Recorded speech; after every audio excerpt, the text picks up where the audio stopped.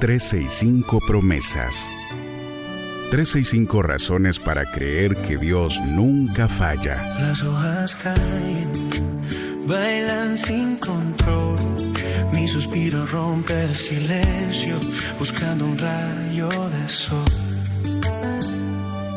Descubriendo al Dios que cumple lo que dice. Con Wendy Necio Sub.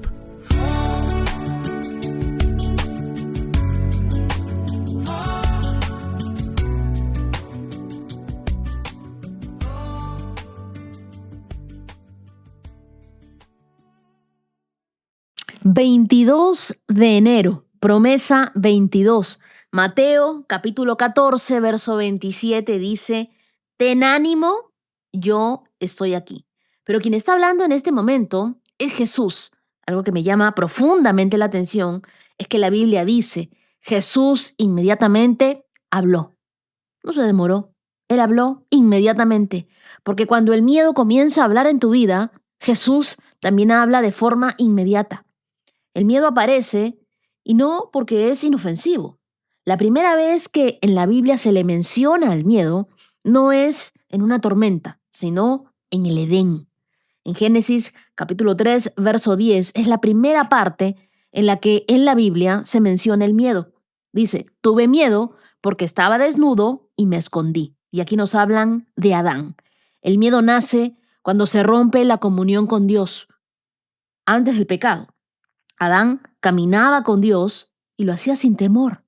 Pero después de que él pecó, el miedo lo llevó a esconderse, lo llevó a ocultarse. El miedo siempre hace lo mismo. El miedo te esconde, el miedo te aísla, el miedo te hace huir de Dios en vez de correr hacia Él. Por eso Dios le hace una pregunta clave. En Génesis capítulo 33, verso 11. ¿Quién te enseñó que estabas desnudo? Y esa pregunta sigue vigente para nosotros el día de hoy. ¿Quién te enseñó? ¿Quién te dijo? ¿Quién te está hablando cuando tienes miedo? Porque no es Dios. ¿Quién te dijo que hay algo malo en ti? ¿Quién te dijo que no tienes lo que se necesita para tener éxito? ¿Quién te dijo que nunca podrás? ¿Quién te dijo que no podrías ser el mejor? ¿Quién te dijo?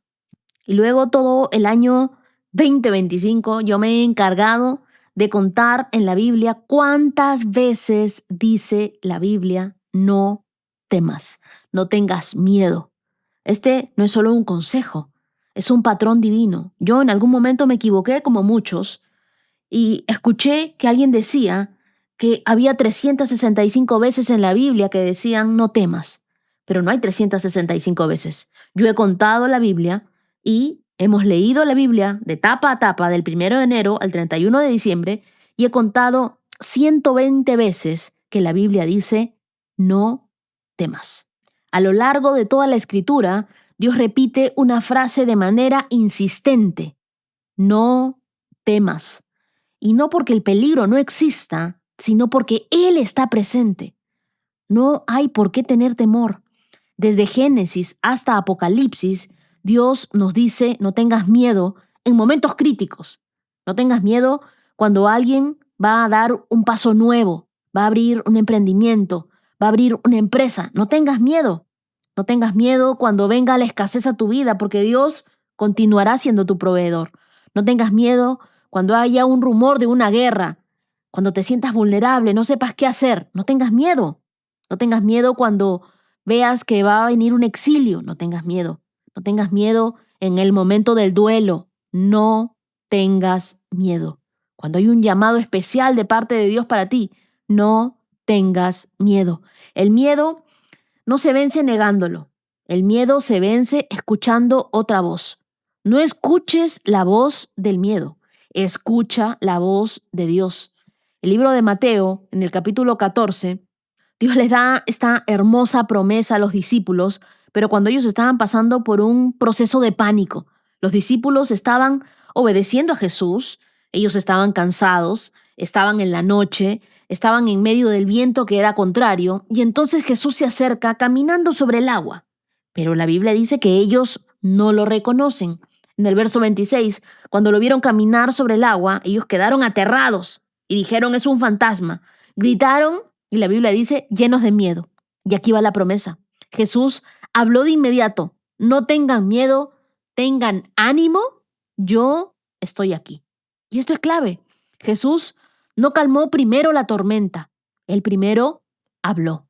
La promesa no es no habrá viento, no habrá noche o no habrá lucha. Porque nosotros sabemos que tenemos una lucha y una lucha espiritual muy fuerte. Y es constante la lucha que nosotros tenemos. No es contra carne ni sangre, sino es contra principados, contra potestades, contra los gobernadores de las tinieblas de ese siglo, contra huestes espirituales de maldad. Día a día estamos en lucha, pero la promesa de Dios es, yo estoy aquí. No estamos solos en esta lucha. Él está con nosotros. El miedo, yo sé que nos puede paralizar, pero lo hace solamente cuando nosotros olvidamos quién camina con nosotros y hacia nosotros en la oscuridad.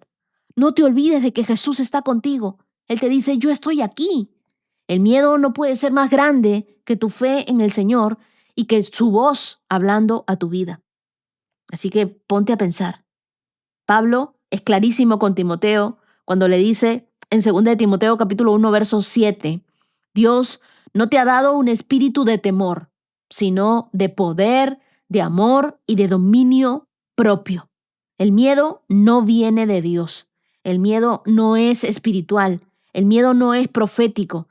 Tener miedo no es sabio. El miedo es un invasor de la mente. Y por eso tú puedes decir con autoridad, y ora conmigo, temor, yo te resisto. No tienes poder sobre mi mente. El miedo no predice el futuro. El miedo lo sabotea. ¿Y qué hace realmente el miedo? El miedo exagera. Yo quiero decirte esto y quiero que lo entiendas, porque una vez que tú lo entiendas vas a saber, con quien yo he estado hablando es con el miedo. Porque el miedo exagera escenarios y lo hace con escenarios que nunca han ocurrido. Él te monta una película, él te llena de pensamientos que nunca van a suceder, te hace vivir con un freno de mano puesto, te convence de no quedarte en la barca esperando por Jesús. El miedo te roba decisiones, el miedo te roba oportunidades, el miedo roba tu obediencia a Dios. El miedo no detiene la muerte, pero sí detiene la vida. ¿Y cómo activamos nosotros esta promesa de Dios para nuestras vidas? Lo primero que tú y yo debemos saber es que Dios nos dice, yo estoy aquí. Y quiero que hoy sea esto una realidad para ti. Tú no estás solo, tú no estás sola, tú y yo estamos con Dios. Y esa es la promesa de Mateo capítulo 14, verso 27. Se activa cuando tú reconoces el miedo. El Salmo 56 en el verso 3 dice, cuando tengo miedo, pongo mi confianza en ti.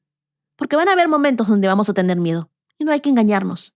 Pero reconoce ese miedo, cuéntale a Dios aquello que tú temes y pon tu confianza no en el miedo, en Dios.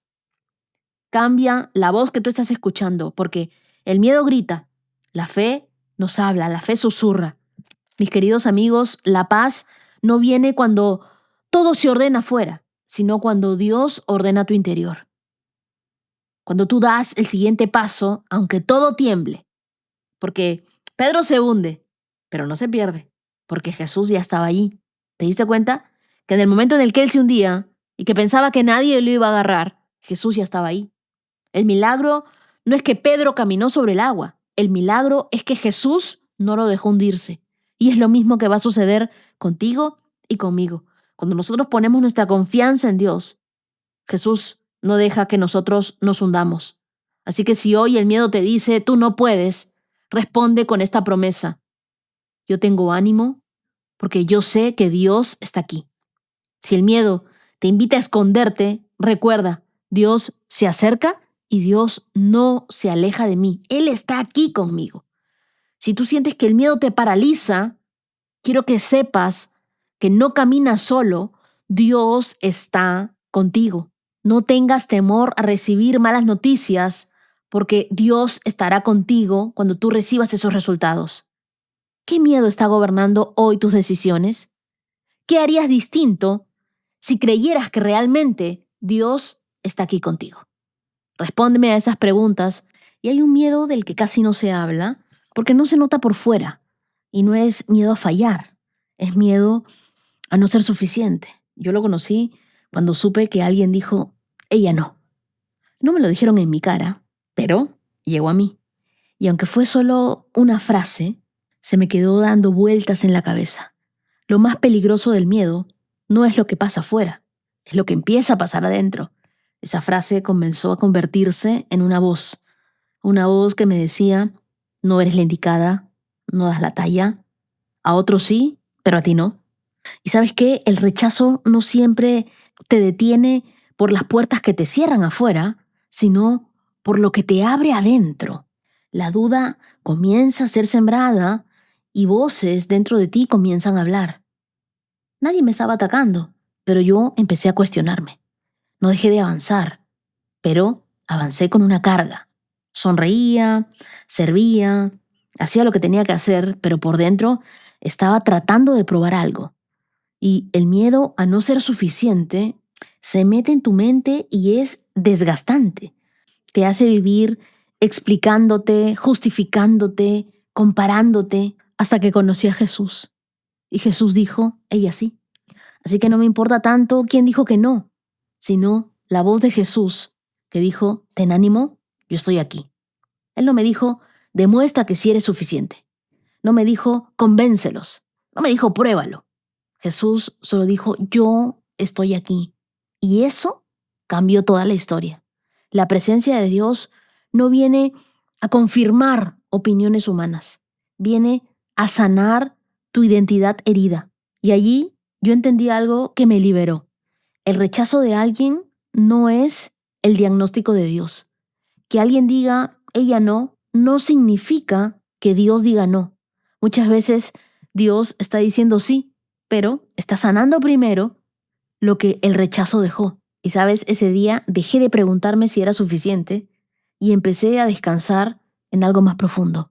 Si Dios está conmigo, eso para mí es suficiente. Y acompáñame en una oración. Dios, hoy yo reconozco mi miedo, pero nunca más me someteré a él. Nunca más volveré a ser una persona miedosa. Gracias porque tú me has dado valentía, poder, unción, y tú me has hecho libre del miedo.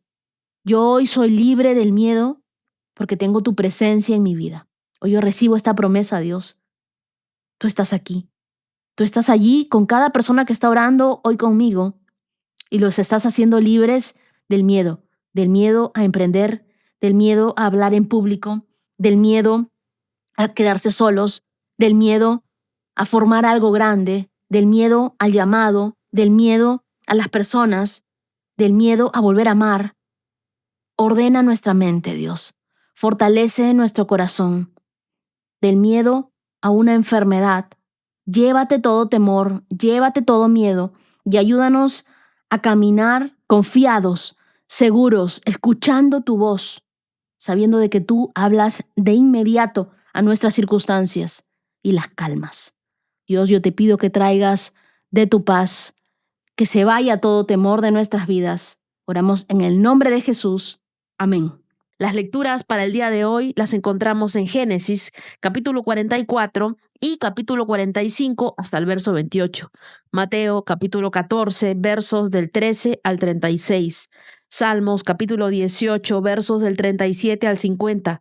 Y Proverbios, capítulo 4, versos del 11 al 13. El libro de Mateo, capítulo 14, verso 27 dice, ánimo, soy yo, no tengan miedo.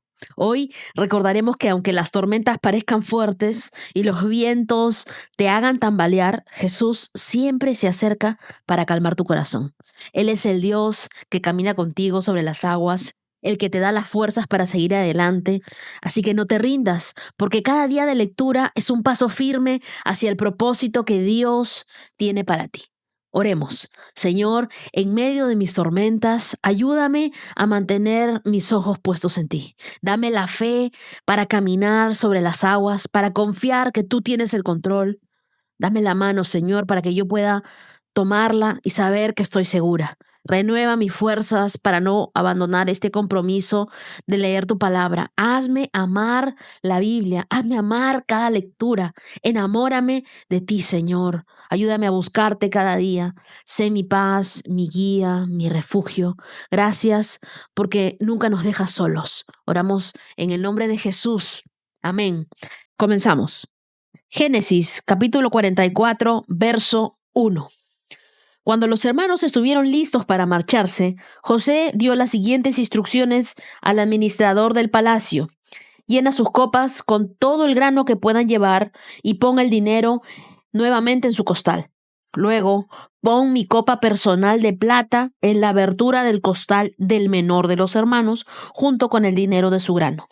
Y el administrador hizo tal como José le indicó. Los hermanos se levantaron al amanecer y emprendieron el viaje con sus burros cargados. Y cuando habían recorrido solo una corta distancia y apenas habían llegado a las afueras de la ciudad, José le dijo al administrador del palacio: «Sal tras de ellos y deténlos. Y cuando los alcances, pregúntales: ¿por qué han pagado mi bondad con semejante malicia? ¿Por qué han robado la copa de plata de mi amo, la que puede usar para predecir el futuro? ¿Qué maldad tan grande han cometido?» Cuando el administrador del palacio alcanzó a los hombres, les habló tal como José le había indicado. «¿De qué habla usted?», respondieron los hermanos. «Nosotros somos sus siervos y nunca haríamos semejante cosa. ¿Acaso no devolvimos el dinero que encontramos en nuestros costales y lo trajimos de vuelta desde la tierra de Canaán? ¿Por qué robaríamos oro y plata de la casa de su amo? Si usted encuentra la copa en poder de uno de nosotros, que muera el hombre que la tenga, y el resto de nosotros, mi señor, seremos sus esclavos». «Eso es justo», respondió el hombre, «pero solo el hombre que haya robado la copa será mi esclavo. Los demás quedarán libres». Ellos bajaron rápidamente sus costales de los lomos de los burros y los abrieron. El administrador del palacio revisó los costales de cada uno de los hermanos, desde el mayor hasta el menor, y encontró la copa en el costal de Benjamín. Al ver esto, los hermanos se rasgaron la ropa en señal de desesperación y luego volvieron a cargar sus burros y regresaron a la ciudad. José todavía estaba en su palacio cuando Judá y sus hermanos llegaron. Entonces se postraron en el suelo delante de él. «¿Qué han hecho ustedes?», reclamó José.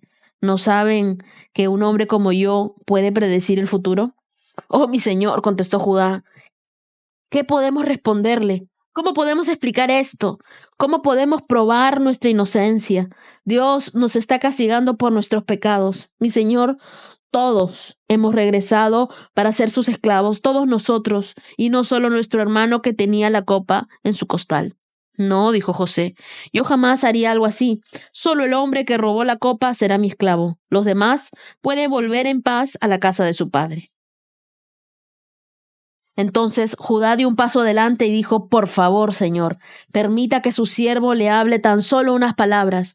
Le ruego que no se enoje conmigo, a pesar de que usted es tan poderoso como el faraón mismo. Mi señor anteriormente nos preguntó a nosotros sus siervos: ¿tienen un padre o un hermano? Y nosotros respondimos: sí, mi señor, tenemos un padre que ya es anciano y su hijo menor le nació en su vejez. Su hermano de padre y madre murió y él es el único hijo que queda de su madre, y su padre lo ama mucho.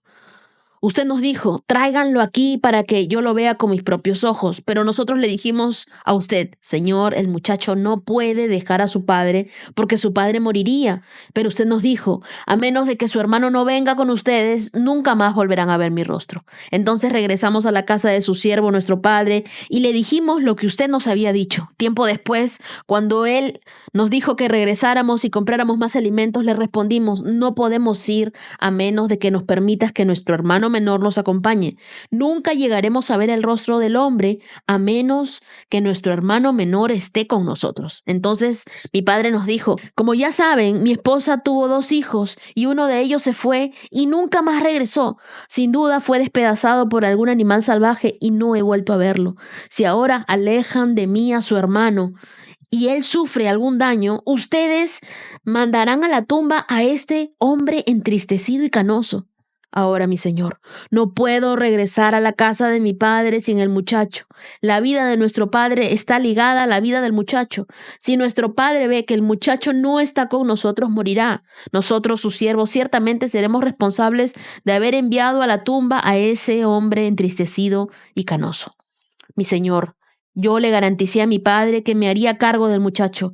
Le dije que si no lo llevaba de regreso, yo cargaría con la culpa para siempre. Por favor, señor, permita que yo me quede aquí como esclavo en lugar del muchacho y deje que el muchacho regrese con sus hermanos. Pues ¿cómo podré regresar a mi padre si el muchacho no está conmigo? No podría soportar ver la angustia que le provocaría a mi padre. Capítulo 45. José ya no pudo contenerse. Había mucha gente en la sala y les dijo a los asistentes: salgan todos de aquí.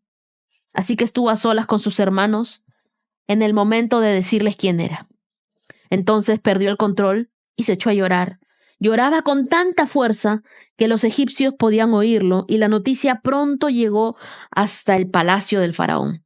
José dijo a sus hermanos: ¿vive mi padre todavía? Pero sus hermanos se quedaron mudos. Estaban atónitos al darse cuenta de que tenían a José frente a ellos. Por favor, acérquense, les dijo. Entonces ellos se acercaron y él volvió a decirles: soy José, su hermano, a quienes ustedes vendieron como esclavo en Egipto. Pero no se inquieten ni se enojen con ustedes mismos por haberme vendido. Fue Dios quien me envió a este lugar antes que a ustedes, a fin de preservarles la vida. El hambre que ha azotado la tierra en estos 2 últimos años durará otros 5 años más, y no habrá ni siembra ni siega. Dios me hizo llegar antes que ustedes para salvarles la vida a ustedes y a sus familias y preservar la vida de muchos más. Por lo tanto, fue Dios quien me envió a este lugar y no ustedes, y fue Él quien me hizo consejero del faraón, administrador de todo su palacio y gobernador de todo Egipto. Ahora, apresúrense y regresen donde está mi padre y díganle: tu hijo José dice, Dios me ha hecho señor de toda la tierra de Egipto, así que ven a verme de inmediato. Podrás vivir en la región de Gosén, donde estarás cerca de mí, junto con tus hijos y tus nietos, tus rebaños y tus manadas, y todas tus posesiones. Allí te cuidaré, porque aunque quedan 5 años de hambre, de lo contrario tú y los de tu casa y todos los animales morirían de hambre. Miren, agregó José, pueden comprobarlo con sus propios ojos y también pueden hacerlo mi hermano Benjamín, que de veras soy José. Díganle a mi padre acerca de la posición de honor que tengo aquí en Egipto. Descríbanle todo lo que han visto y después traigan a mi padre aquí lo más pronto posible. Llorando de alegría, José abrazó a Benjamín y Benjamín hizo lo mismo. Y luego José besó a cada uno de sus hermanos y lloró sobre ellos y después comenzaron a hablar libremente con él. La noticia pronto llegó al palacio del faraón. Han llegado los hermanos de José. El faraón y sus funcionarios se alegraron mucho al saberlo. El faraón le dijo a José: diles a tus hermanos, esto es lo que deben hacer. Apúrense, carguen sus animales y regresen a la tierra de Canaán. Luego vayan a buscar a su padre, a sus familias y vuelvan aquí. Y marquen esto, yo les daré la mejor tierra en Egipto y comerán de lo mejor que esta tierra produce. Después el faraón le dijo a José: dile a tus hermanos, lleven carros de Egipto para transportar a sus niños y a sus esposas y traigan a su padre aquí.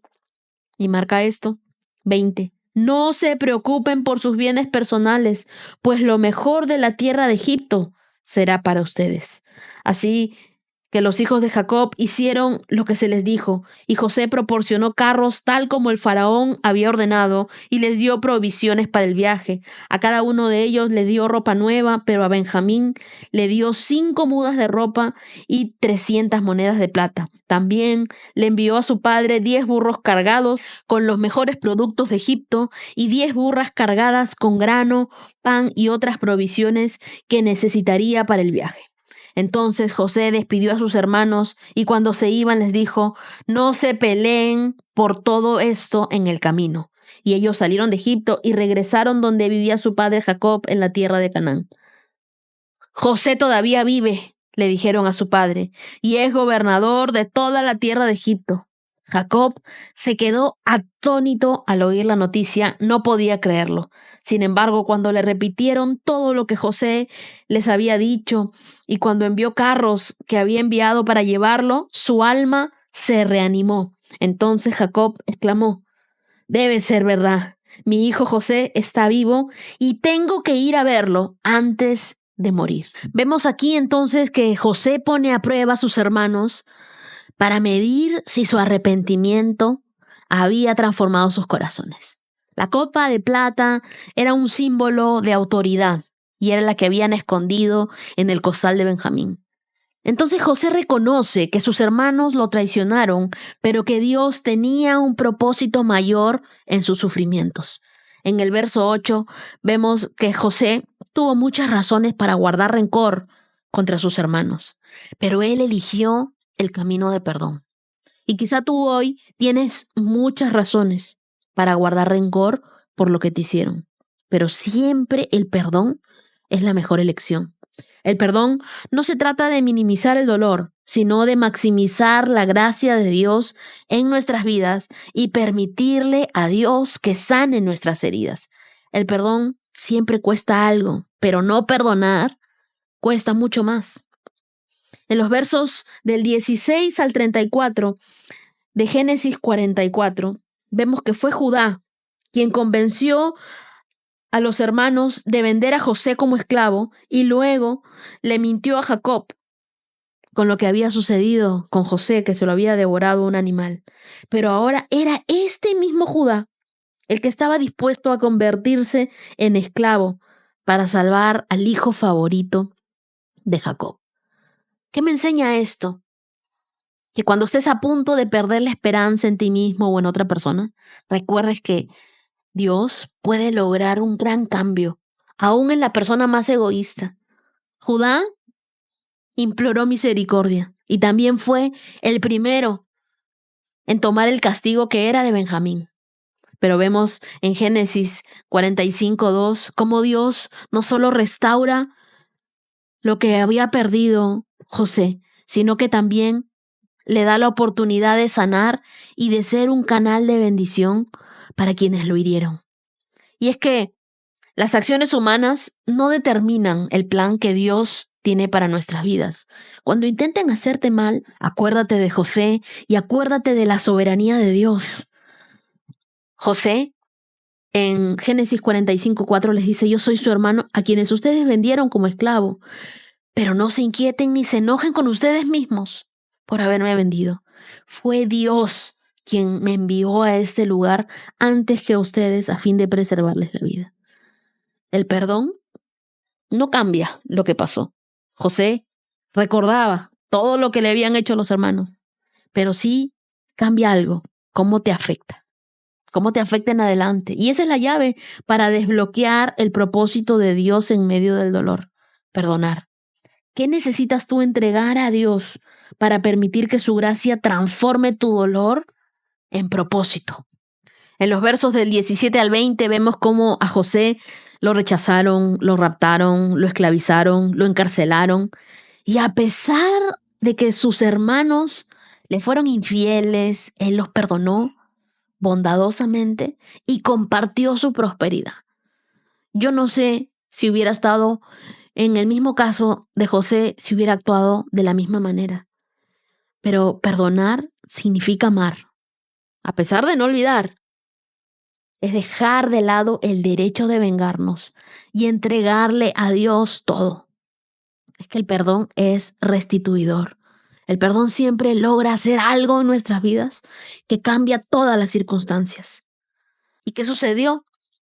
Los hermanos recibieron el favor de Dios porque el faraón decide en los versos 19 y 20 darles lo mejor de la tierra para los hermanos de José. Qué increíble la bendición que ellos estaban recibiendo solamente porque se arrepintieron de lo que le habían hecho a José. Y en el verso 26, cuando le dicen a Jacob que su hijo José todavía vivía, al oír la noticia, él no podía creerlo. Y es que a veces las buenas noticias son difíciles de creer, pero Dios también te dejará a ti atónito. Cuando tú recibas la buena noticia, créela, agradécele a Dios y dile, yo sé, Señor, que fuiste tú. Yo sé, Dios, que siempre has sido tú, que siempre has estado presente en todos mis momentos. Mateo, capítulo 14, versos del 13 al 36. En cuanto Jesús escuchó la noticia, salió en una barca a un lugar alejado para estar a solas. Pero las multitudes oyeron hacia dónde se dirigía y lo siguieron a pie desde muchas ciudades. Cuando Jesús bajó de la barca, vio a la gran multitud y tuvo compasión de ellos y sanó a los enfermos. Esa tarde los discípulos se le acercaron y le dijeron, este es un lugar alejado y ya se está haciendo tarde. Despide a la multitud para que puedan ir a las aldeas a comprarse comida. Y Jesús les dijo, no es necesario, denles ustedes de comer. Pero lo único que tenemos son 5 panes y 2 pescados, le respondieron. Tráiganlos aquí, dijo Jesús. Luego le dijo a la gente que se sentara sobre la hierba. Jesús tomó los 5 panes y los 2 pescados y miró hacia el cielo y los bendijo. Después partió los panes en trozos y se los dio a sus discípulos, quienes los distribuyeron entre la gente. Todos comieron cuanto quisieron y después los discípulos juntaron 12 cestas con lo que sobró. Aquel día, unos 5,000 hombres se alimentaron y además de las mujeres y los niños. Vemos aquí en el verso 13 que Jesús busca estar a solas, porque Jesús acababa de recibir la noticia de la muerte de Juan el Bautista, su primo. Entonces, en su humanidad, él buscó un momento de retiro para orar, para reflexionar, mientras las multitudes lo iban siguiendo. Yo creo que, aunque Jesús buscaba el descanso, su compasión hacia los demás siempre lo llevó a priorizar sus necesidades. ¿Tú estás dispuesto a mostrar compasión y atender a otros incluso cuando necesitas tiempo para ti mismo? Miren que Jesús siempre fue una persona compasiva. En el verso 14 nos dice que al ver la multitud no se molestó, no los rechazó, sino que fue movido a compasión y sanó a los enfermos. La compasión de Jesús no es algo emocional, sino era una compasión guiada por el amor, que siempre lo llevó a actuar.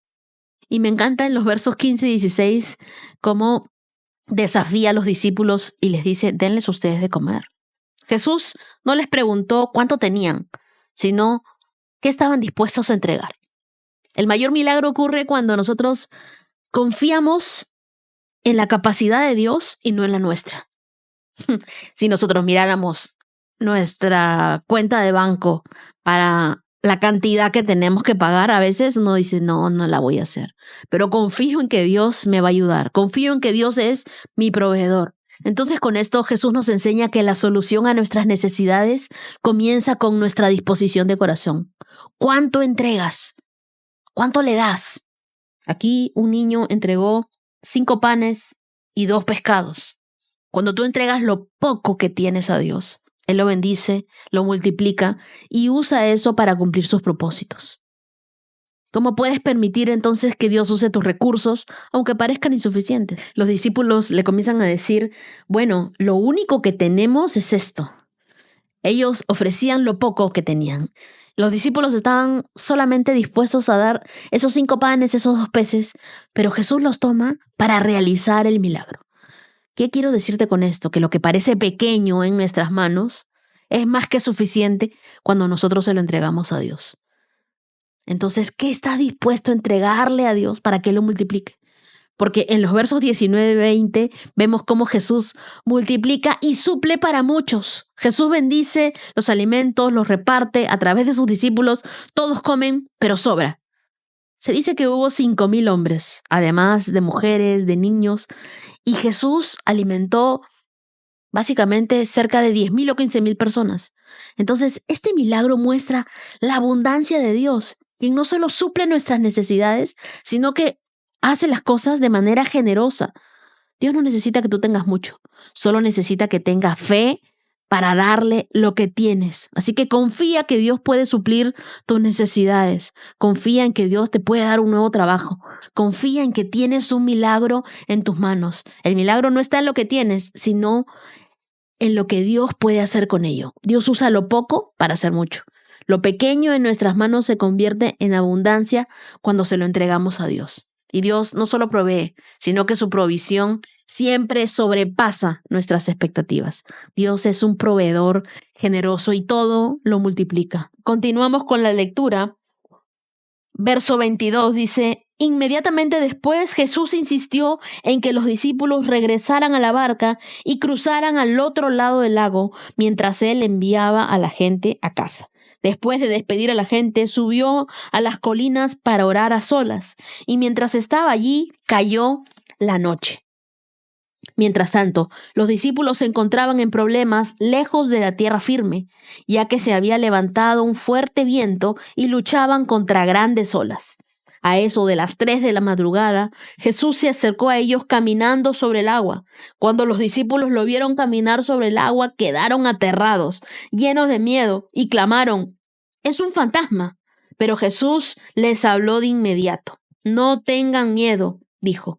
«Tengan ánimo, yo estoy aquí». Entonces Pedro lo llamó. «Señor, si realmente eres tú, ordéname que vaya hacia ti caminando sobre el agua».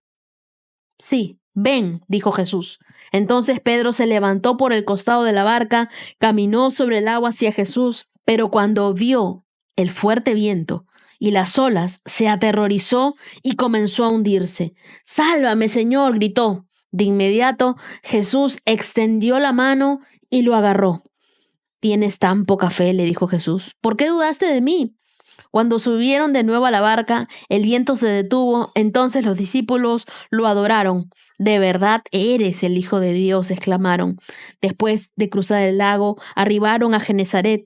Cuando la gente reconoció a Jesús, la noticia de su llegada corrió rápidamente por toda la región, y pronto la gente llevó a todos los enfermos para que fueran sanados, y les suplicaban que permitiera a los enfermos tocar al menos el fleco de su túnica, y todos los que tocaban a Jesús eran sanados. Qué increíble pasaje. Este pasaje nos narra un poderoso milagro que Jesús realizó caminando sobre el agua. Más allá de lo extraordinario del evento, esta historia está llena de lecciones espirituales sobre la fe, sobre nuestra confianza en Dios y sobre cómo enfrentar el miedo en medio de las tormentas de la vida. Jesús busca un tiempo de oración. Vemos en los versos 22 y 23. Y después de alimentar a la multitud, Jesús insiste en estar a solas para orar. Y esto muestra su necesidad de comunión con el Padre, de comunicación, de oración, de conexión con Dios, incluso en medio de un ministerio activo. Entonces, si Jesús, el Hijo de Dios, buscó tiempo a solas con su Padre, ¿cuánto más deberíamos hacerlo nosotros? ¿Cuánto más nosotros deberíamos buscar tener un tiempo a solas con Dios? ¿Estás haciendo un espacio diario para buscar a Dios en oración?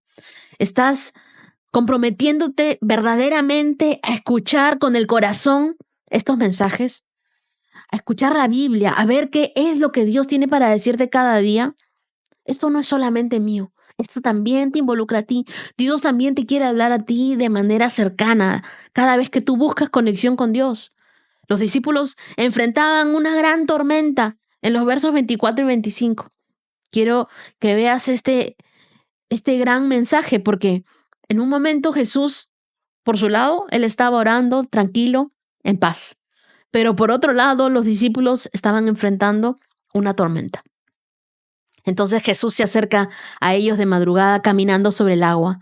Y aunque estaban en medio de la tormenta, Jesús sabía exactamente dónde estaban y se acercó a ellos en el momento justo. No es que Él se demoró, sino que Dios siempre llega a tiempo. Confía en que Jesús siempre está contigo, incluso cuando sientes que las tormentas de la vida te abruman, te llenan de ansiedad y que tienes miedo. Muchas personas me escriben diciendo, tengo miedo, pero Jesús calma nuestro miedo. Jesús, a través de la Biblia, trae paz a nuestras vidas. Verso 26 y 27 dice que los discípulos aterrorizados piensan que Jesús es un fantasma, pero Él les asegura de su presencia con las palabras, tengan ánimo, no teman, soy yo estoy aquí. El miedo muchas veces nos ciega a la presencia de Jesús, pero su voz trae paz, su voz trae calma a nuestro corazón. Entonces, si tú estás pasando por momentos de miedo, necesitas escuchar la voz de Jesús. Necesitas leer la Biblia. Necesitas introducirte en cada uno de estos pasajes, porque eso es lo que va a traer paz a tu vida. Cada vez que tú escuches, cada vez que tú sientas a Dios, que sepas que Él está contigo, vas a tener paz en tu vida. Jesús está presente en nuestras tormentas. Él es el Dios que calma nuestras tormentas. Aunque enfrentemos dificultades, Jesús siempre sabe dónde estamos y Él viene en nuestra ayuda. En los versos del 28 al 30 vemos que Pedro camina sobre el agua, pero el miedo siempre te dirá que te quedes en la barca, mientras que la fe te desafía a caminar sobre lo imposible. Yo aplaudo el coraje que tuvo Pedro, porque los otros discípulos sí se quedaron en la barca. Cuando tú estás en una tormenta, no enfoques tu atención en las olas, enfoca tu mirada en aquel que camina sobre ellas, porque en el momento en el que se hunde Pedro es cuando él vio el fuerte viento y vio las olas y se aterrorizó porque comenzó a hundirse. Él vio las circunstancias, dejó de ver a Jesús. Pedro, lleno de fe, pide caminar hacia Jesús sobre el agua, pero al enfocarse en el viento, al enfocarse en las olas, comienza a hundirse. Jesús lo rescata preguntándole, ¿por qué dudaste de mí? Entonces, la voz de Dios tiene el poder para calmar tus tormentas internas y darte el valor para caminar con fe. La fe nos lleva a hacer lo imposible cuando mantenemos los ojos en Jesús.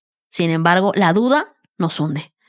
Mantén tu mirada en Jesús y te va a permitir caminar firme en medio de las dificultades, mientras que la duda te va a hacer caer. Las tormentas no siempre son señales de que Dios está lejos. A menudo son oportunidades para que lo veas más cerca que nunca.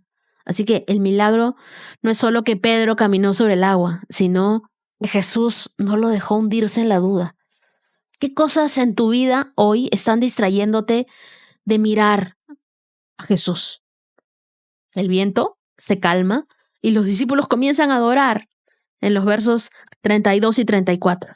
Y una vez que Jesús sube a la barca, el viento se detiene. Y los discípulos asombrados lo reconocen a Él como Hijo de Dios. Jesús no solo calma las tormentas externas, sino también las internas, llevándonos a una adoración genuina, a una comprensión de que Él está presente en este momento contigo. Así de real como tú escuchas mi voz, así de real está Dios contigo hoy.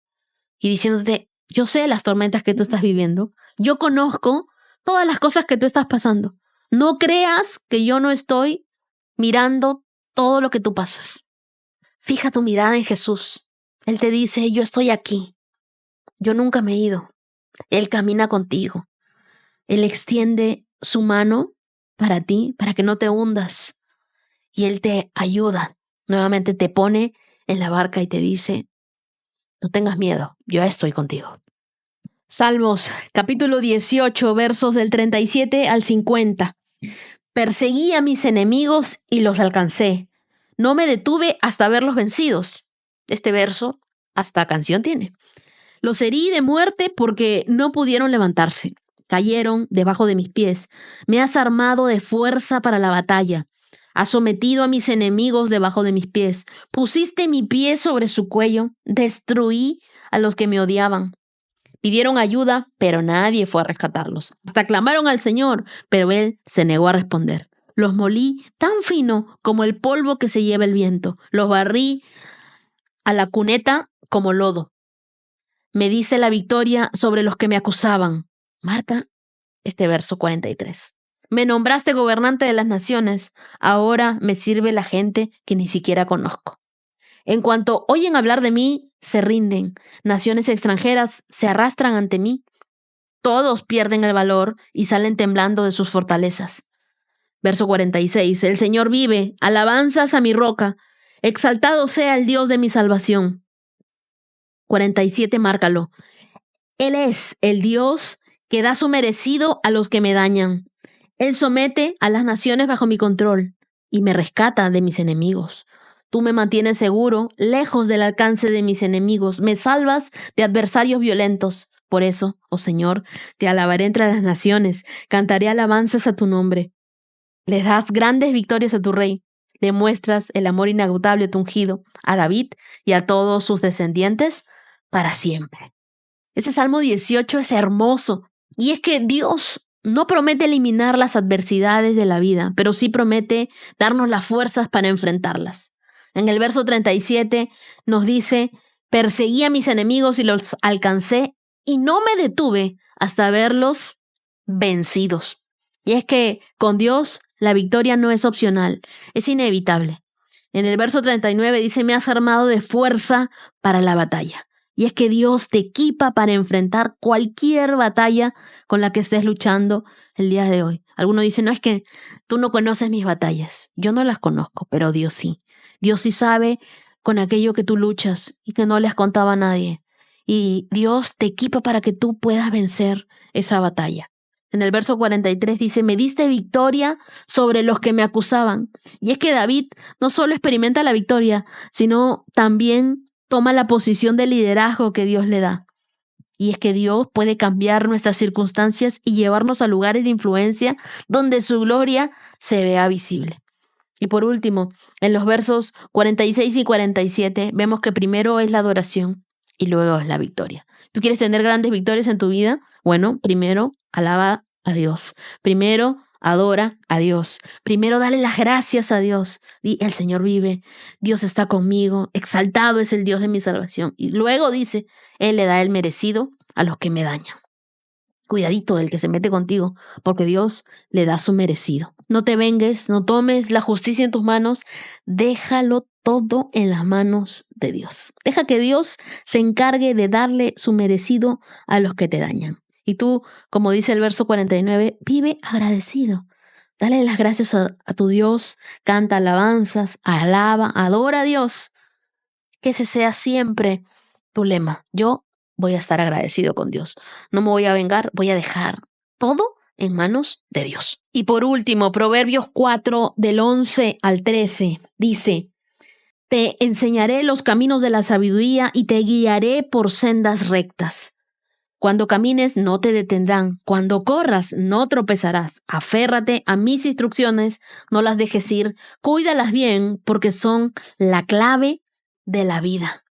Verso 11, la sabiduría guía nuestro camino. La sabiduría no solo nos enseña a caminar, sino que nos asegura que caminamos en el camino correcto. Entonces la sabiduría de Dios es nuestro GPS espiritual. Nos lleva por caminos rectos, nos aleja del peligro y nos acerca a la voluntad de Dios. El verso 12, la sabiduría nos da seguridad, la estabilidad para tus pasos, la fuerza para avanzar con confianza. Con sabiduría, los tropiezos se convierten en aprendizajes y los caminos difíciles se vuelven aún más claros. El verso 13 nos habla de aferrarnos a la sabiduría. Aférrate porque con eso aseguras tu vida, una vida llena de propósito y de dirección. La sabiduría no es algo que simplemente se recibe, es algo que se busca, que se guarda, que se protege activamente. No basta con escuchar o aprender, debemos aferrarnos a practicar la sabiduría en nuestra vida diaria para experimentar los frutos de Dios. La sabiduría no solo guía tus pasos, asegura tu destino. Así que cuando tú quieras caminar en sabiduría, busca siempre, dedica tiempo a la lectura de la palabra, a la oración, para recibir esa dirección divina. Aférrate a todo lo que has aprendido, escribe los principios de la sabiduría que has recibido y aplícalos en tus decisiones diarias. Comparte la sabiduría y enséñale a otros lo que vas aprendiendo, porque eso también los ayudará a ellos a ir por el camino correcto. Espero que cada día sigamos buscando a Dios los 365 días de este año y toda nuestra vida, aplicando la sabiduría divina. Y ahora quiero contarte el testimonio de Goretti García.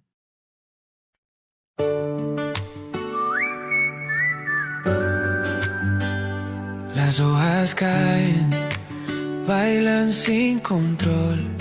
Mi suspiro rompe el silencio, buscando un rayo de sol.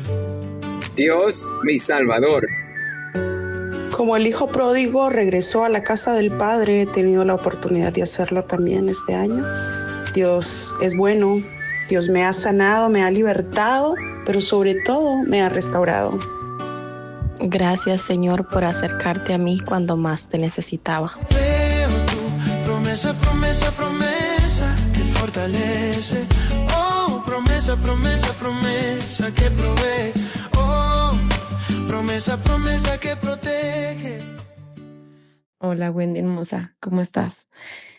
Te cuento rápido, soy mamá soltera, tengo una niña de 8 años y tengo 6 años separada, por lo que ha sido pues una travesía súper difícil en tiempos de que tengo que trabajar y cuidar a la niña al mismo tiempo porque mis papás trabajan, no tengo quien me ayude a cuidarla y he tenido trabajos eventuales justo por eso, en trabajos en los que me la pueda llevar, en los que pueda trabajar nada más algunos días a la semana y ver quién me ayuda con la niña esos días. Pero justo acabo de entrar a un trabajo en el que me va a ir muy bien, pero necesitaba entregar mucho tiempo que pues se lo tenía que dedicar a la niña. Y tuve semanas muy estresantes pensando en que la oportunidad estaba ahí y no sabía si la podría tomar porque no tengo apoyo con la niña y que no podía hacerlo. Entonces me quería resignar en ganar menos, pero poder estar con la niña, o ganar más y tener que pagar un internado, meter a la niña en un internado. Pero pues estaríamos lejos de ella de lunes a viernes, solamente la vería los fines de semana. Tuve noches súper difíciles de sufrimiento, dolor, de solo pensar esa idea. Eran peleas conmigo misma en mi mente. Todas las noches le pedí a Dios que me ayudara, que me aclarara la visión, que me dijera qué era lo que tenía que hacer. Y hoy en la mañana que llevé a la niña a la escuela, estaba escuchando justo el capítulo de hoy. La promesa de Dios de hoy es que descansemos en Dios. Y yo venía pensando en que ya no me voy a estresar, que yo sé que si es para mí esa oportunidad, todo se va a acomodar porque pues Dios así lo quiere. Y justo me acaba de dar la noticia una amiga que tenía mucho tiempo sin hablar con ella, pero que sé que es una buena persona, que ella ahorita no tiene trabajo, está dedicándose 100% a su hija y que ella puede ayudarme con mi niña, que ella me la puede recoger de la escuela, ayudarle con su tarea y hacerle de comer y que las niñas jueguen juntas y que, o sea, es perfecto porque está cerca de mi casa, así que es perfecto, es la solución que nunca me imaginé que llegaría. Y después de hoy entregarle mi preocupación a Dios, llegó. Entonces, quiero decirles a todos de que si tienen algo que les aflige, que les cansa, que les desgasta, déjenlo en las manos de Dios y van a ver que todo se acomoda. Muchísimas gracias, Wendy, por toda esta luz que compartes. Mi querida Goretti, gracias por abrirnos tu corazón. Tu historia es un recordatorio vivo de que Dios nunca llega tarde. Él llega cuando dejamos de pelear solos y aprendemos a descansar en Él. Él vio tus lágrimas, tus noches, tu amor de mamá y preparó una respuesta que no te iba a arrancar el corazón, sino que te iba a ayudar a confiar en Él. Que nunca olvides esto. Cuando tú eliges descansar en Dios, Él se encarga de todo aquello que tú y yo no podemos resolver. Tu hija está creciendo viendo a una mamá valiente, fiel, profundamente amada por Dios. Te quiero regalar Job capítulo 23, verso 10, que dice: Mas Él conoce mi camino, me probará y saldré como el oro. Y ahora quiero agradecer a los corazones generosos íntimos de esta comunidad. Muchísimas gracias, María Olmedo. Gracias, Carolín Pagán Rulán. Muchísimas gracias, Carmen Mosquera. Dios te bendiga, querida Elizabeth Narváez. Bendiciones también para Rina de Chávez, para Natalie Ramírez y para mi querida Antonieta Puma. A ustedes quiero dedicarles Segunda de Samuel, capítulo 22, versos del 2 al 3, que dice: El Señor es mi roca, mi fortaleza y mi salvador. Mi Dios es mi roca, en quien encuentro protección. Que la protección de Dios, que su favor, que su cuidado esté sobre ustedes. Que sepan siempre que están bajo sus alas, cuidados por Dios. también estarán en mis oraciones. Y hoy celebramos que cumplimos 22K corriendo esta carrera emocionante de fe. Te invito a compartirlo en tus redes, a contarles a todos que estás leyendo la Biblia y que este año sea un año totalmente diferente. Que la paz de Dios esté contigo. Shalom, shalom. Has escuchado 365 Promesas. Síguenos en Facebook e Instagram, @Wendy Necio Sub. Hasta la próxima. Bailan sin control, mi suspiro rompe el silencio, buscando un rayo de sol. Promesa, promesa, promesa que salva. Oh, promesa, promesa, promesa que guía. Promesa, promesa plena en ti.